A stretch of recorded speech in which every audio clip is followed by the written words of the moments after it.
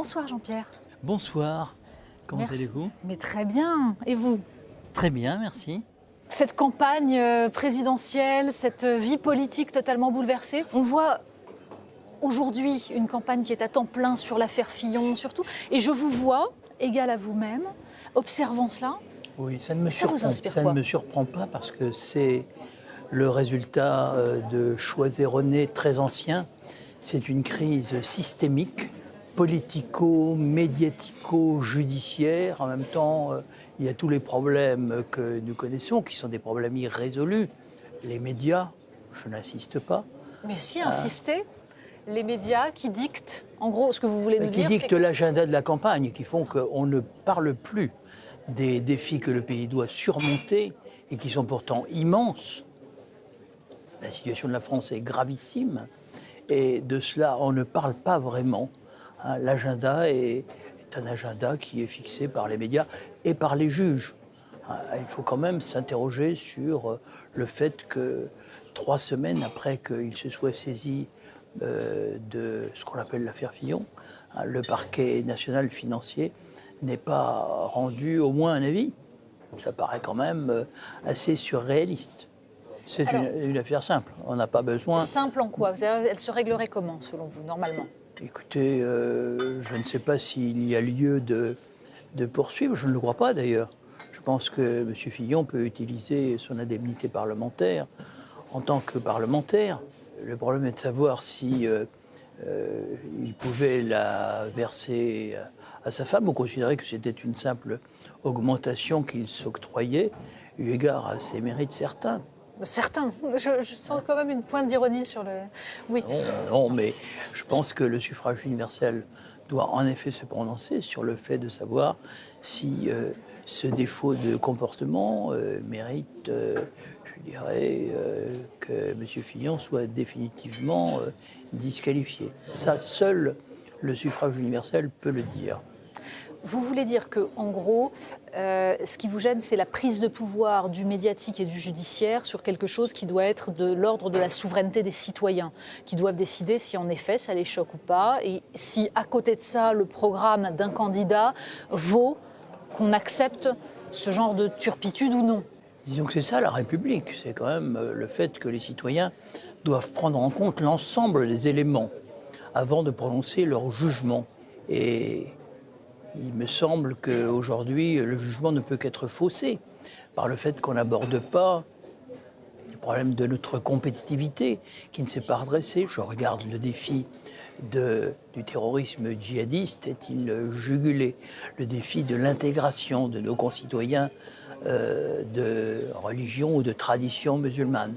Est-ce que ça peut avancer? Dans quelles conditions? Voilà des grandes questions aujourd'hui totalement inabordées. Ce sont des questions d'ailleurs que vous abordez, vous, dans votre livre qui était paru cet automne, Un défi de civilisation.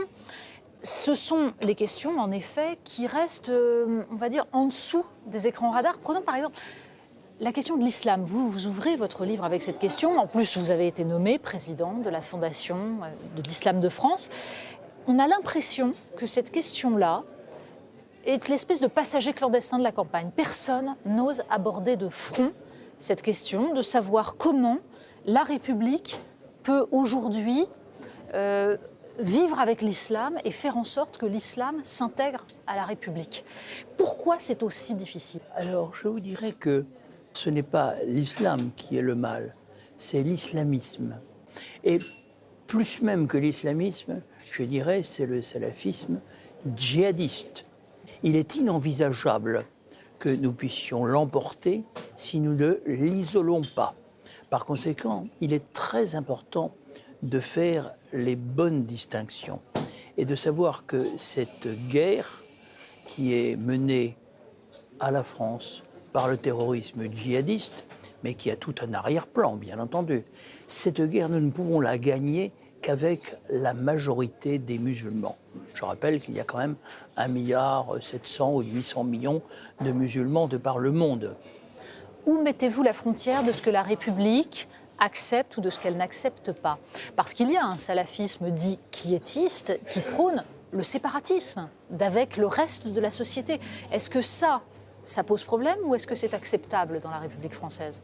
Le salafisme dit quiétiste peut manifester des comportements qui sont en dehors de la loi. Par exemple, tout ce qui touche aux publications qui seraient de l'ordre de l'appel à l'assassinat. Ou bien le refus de l'égalité homme-femme, qui peut se manifester de diverses manières, pas seulement dans les piscines et les hôpitaux. Ça, je pense que ces comportements-là doivent être réprimés. Par exemple, il me semble qu'il ne faut pas accepter qu'il puisse y avoir des horaires distincts dans les piscines pour les hommes et pour les femmes. Oui, mais ça semble à peu près, en tout cas dans les discours, faire consensus dans la classe politique, médiatique. En revanche, quand vous, une fois nommé à la tête de la Fondation pour l'Islam de France, vous dites à propos des problèmes de Burkini qu'il faudrait que les musulmans respectent une forme de discrétion, comme le reste des autres religions, avez-vous précisé par la suite, et ça semble logique, ça n'est absolument pas compris, ça fait l'objet d'un tollé. Pourquoi, à votre avis? Je pense que ça témoigne du fait que si des journalistes s'expriment ainsi, ils ne savent pas ce qu'est la laïcité. La laïcité implique un espace commun, un espace de citoyenneté, où les citoyens, justement, débattent de manière rationnelle, argumentée, de ce qu'est l'intérêt général de la commune ou du pays. Et cette règle s'applique à tous et implique une certaine discrétion dans l'expression des dogmes ou de la révélation propre à chacun. Donc ça, c'est une règle républicaine sur laquelle je crois qu'il faut tenir. C'est ce bateau que je présente sur la couverture de mon livre comme étant au milieu d'une tempête, en difficulté. On ne sait pas s'il arrivera à bon port. Mais je crois qu'il est très important, non pas seulement pour la France, mais pour l'Europe, pour le monde, que le bateau France arrive à bon port et que son armature tienne le coup dans la tempête. Ça veut dire ses principes. Nous devons les maintenir, les expliquer.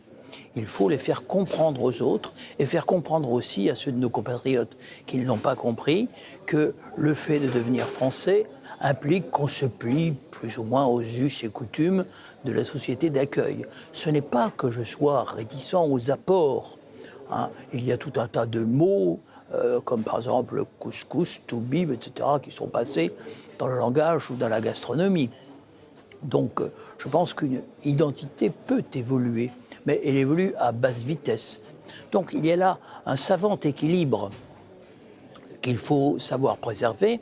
Ceux qui ne m'ont pas compris doivent y réfléchir. C'est en fait le fait même que ce soit vous qui ayez été nommé qui a posé problème à certains. Et le but de cette fondation, c'est d'intégrer l'islam à la République à travers le financement de l'islam, la formation des imams. Pourquoi vous pensez être la bonne personne pour ce poste-là? Écoutez, on me l'a demandé. Je n'y aurais pas pensé spontanément, bien que j'ai lancé la consultation de toutes les sensibilités de l'islam présentes en France en 1999. Et qui a ensuite abouti à la création du CFCM. Voilà, en 2003, par un de mes successeurs, au ministère de l'Intérieur. Donc, quand M. Cazeneuve, qui était ministre de l'Intérieur, m'a demandé de m'occuper de cette fondation, je n'ai pas cru devoir refuser. D'abord parce que c'est difficile et que la difficulté ne me fait pas fuir. C'est difficile, mais c'est nécessaire en même temps. Parce que la France puisse être faite de citoyens catholiques, protestants, juifs, musulmans, hein, doit nous indifférer. Ce n'est pas le problème. Nous sommes une république laïque. Vous voulez dire qu'en fait, à la tête de cette fondation, l'essentiel n'est pas d'être un croyant, un spécialiste de l'islam, mais d'être un spécialiste de la République. Bien entendu, mais c'est ce que M. Cazeneuve a dit. C'est parce que Jean-Pierre Chevènement est un républicain incontestable que je me suis tourné vers lui. Donc ce n'est pas une fondation communautaire ou religieuse, c'est une fondation d'intérêt public, reconnue d'intérêt public par le Conseil d'État. Donc laïque, républicaine, qui ne se consacre qu'à des objets profanes, c'est-à-dire culturels, éducatifs, sociaux. Et financiers. et financiers, chercher des financements. créer les Vous pensez conditions qui permettent effectivement l'émergence d'un islam de France, étant entendu qu'aujourd'hui nous avons un islam en France Oui. qui est tributaire quand même de l'origine des anciens migrants qui ont fait souche dans notre pays. Et aujourd'hui, il paraît évident qu'il faut trouver un islam qui corresponde aux aspirations, aux exigences des Français de confession musulmane nés sur notre sol. Mais pas seulement. On a aussi 30 ans de financement de l'islam par l'Arabie Saoudite, un islam radical. On a l'impression que tout cela est aujourd'hui passé sous le boisseau. On a l'impression, il y a eu 230 morts en France, on a l'impression que dans cette campagne électorale, il n'en est absolument plus question. Comment on répond à cet enjeu-là? Le djihadisme, personne ne l'a oublié. Tout le monde sait que c'est un danger pour aujourd'hui et pour demain. Et je pense que non seulement les services de police sont tout à fait vigilants, et c'est nécessaire, hein, mais d'autre part, il y a une manière de combattre intelligemment la tentation de ce djihadisme mortifère, c'est d'offrir aux jeunes que cela peut tenter d'autres chemins d'élévation sociale, morale, spirituelle. Et c'est le rôle de la Fondation de l'Islam de France de permettre à cette jeunesse de retrouver des repères. C'est peut-être pas seulement en tant que musulmans qu'ils doivent trouver des repères. C'est-à-dire que vous dites dans certains textes que le combat doit être culturel. Ça veut dire quoi, un combat culturel? Ça consiste en quoi? Quelles sont les armes de la République aujourd'hui? C'est l'école? C'est le discours politique? Il faut dire à ces jeunes que leur avenir est en France et s'ils ne le croient pas, nulle part comment ailleurs. peuvent-ils le croire aujourd'hui? L'immense majorité le croit.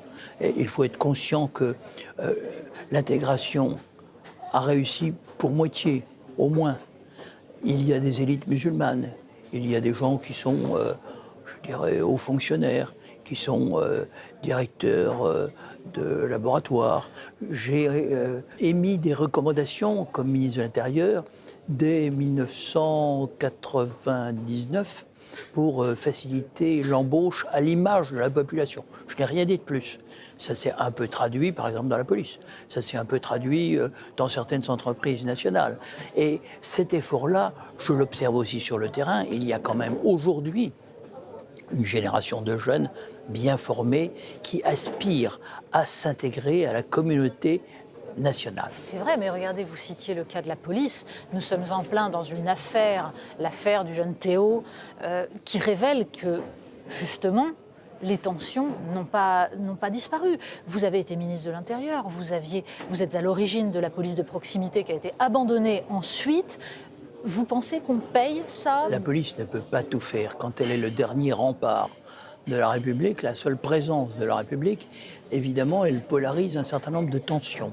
Et il faut beaucoup de courage à la police pour supporter un certain nombre d'affronts qui lui sont faits quotidiennement. Je salue son mérite.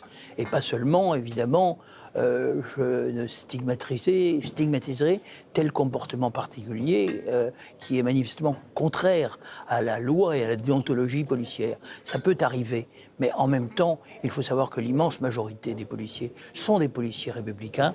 Hein. Je continue à leur faire confiance et je demande qu'on cesse de procéder à des amalgames qui sont des amalgames injustes. Il ne faut pas en rester au film qui était celui de Kassovitz, La haine. On voyait l'affrontement des keufs et des beurs, hein, et ça, c'était il y a 20 ans. Mais on n'a pas tellement avancé. Et on a l'impression, je vous disais, que votre discours sur la République, il semble totalement impuissant aujourd'hui à juguler le déferlement de la toute-puissance des marchés, de la toute-puissance de l'argent, de tout ce qui vient déstabiliser cette société française. Mais pour une raison très simple, c'est qu'il ne peut pas y avoir une politique républicaine dans les villes s'il n'y a pas aussi une politique républicaine à l'école, s'il n'y a pas aussi une politique républicaine dans le domaine de la diplomatie, si par exemple nous prenons le parti de ceux que nous devrions combattre, comme ça s'est vu en Syrie, où on considérait que Jabhat el-Nosra, c'est-à-dire une filiale d'Al-Qaïda, pouvait être un allié. Hein. Donc je pense que c'est un ensemble, et il faut que sur le plan de la politique économique, la désindustrialisation de notre pays, que je combats quand même depuis plus de 30 ans, hein, Oui, vous avez été un des premiers à alerter. J'ai été le premier à tirer la sonnette d'alarme quand j'ai vu les choix qui étaient faits de l'accrochage aux marques, c'est-à-dire une monnaie forte, la monnaie unique ensuite, qui a donné effectivement cette désindustrialisation galopante qui est la source d'un chômage de masse. Donc ces fractures sociales dont nous souffrons aujourd'hui, elles sont le résultat de choix erronés qui ont été faits il y a très longtemps et qu'il faut redresser, dont il faudra, le moment venu, tirer parti pour instaurer un gouvernement de salut public, qui est pour moi la formule qui s'imposera dans les années à venir, et peut-être même dans les mois à venir. Je pense que seul un gouvernement de salut public est à la hauteur des défis énormes qui sont à l'horizon de notre pays et que la campagne électorale ne permet pas de traiter. Définissez-moi ce que vous appelez un gouvernement de salut public. Parce que là, à l'occasion de la primaire de la gauche, vous aviez apporté plus ou moins un soutien bienveillant à Arnaud Montebourg. Je ne pense pas que Benoît Hamon ait exactement le même programme. En tout cas, il ne recoupe en rien ce que vous pouviez soutenir chez Arnaud Montebourg. Que reste-t-il? C'est quoi votre gouvernement de salut public aujourd'hui? L'idée de donner aux gens la possibilité de prendre leur retraite avant même d'avoir travaillé, qui est le programme de Benoît Hamon. Benoît Hamon, j'oublie son prénom. C'est un signe. Je dirais que ce programme ne me convient pas. Je pense que la France doit faire des efforts pour remonter le courant.